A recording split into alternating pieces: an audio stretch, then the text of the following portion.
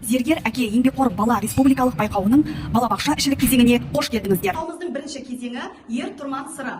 Бұл кезеңде әкелерімізге суретті тапсырма беріледі. Ол тапсырмада ер тұрман жабдықтарына түсінік беру. Өмірлік ер тұрманның ең күрделі және маңызды жабдығы.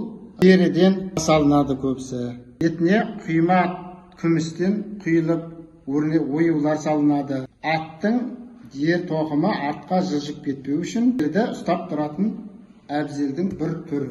Ал балаларға тапсырма алдарында берілген сурет бойынша ер тұрман жабдықтарын тез тауып қолымызда тұрған ыдыспен жабу. Үзеңгі, жақсы. Қоржын, жақсы. Торсық, жақсы. Ер, тамаша. Байқауымыздың екінші кезеңі шебер әке, көмекші бала. Бұл кезеңде әке мен бала алдарыңызда тұрған қауіпсіз материалдардан ер тұрман жабдықтардың макетін жасайсыздар.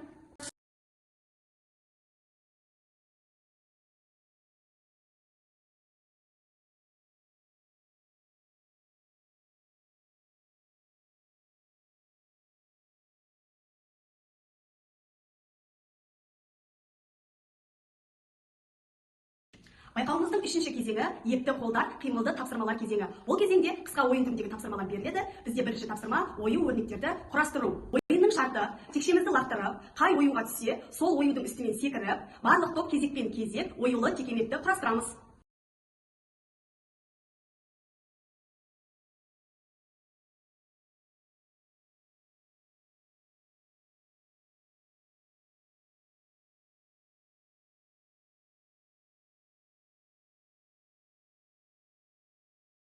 Біздің екінші тапсырма смарт тақтадан түстеріне қарай пазл құрастыру.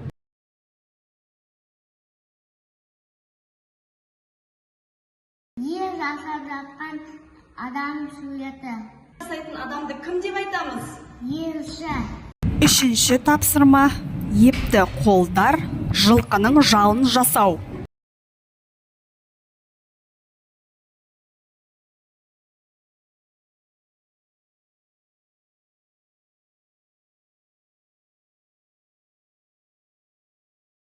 Мен дайындаған аттың жауы. Байқауымыздың соңғы төртінші кезеңі өздеріңіз жасаған ер тұрман жабдықтарының не үшін және неден жасалғанын қалай қолданылатыны жайлы түсініктеме беру.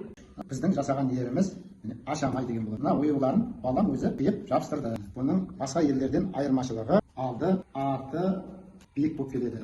Ортасы тең болып келеді. Өйткені бала ыңғайлы, нақ құлақ қамау үшін жасалынады. Екі тірген жоқ болса, ат басын адам бұра алмас. Екі тартпақ жоқ болса, ат үстінде тұра алмас. Екі үзеңгі жоқ болса, ат адам үстінде міне алмас.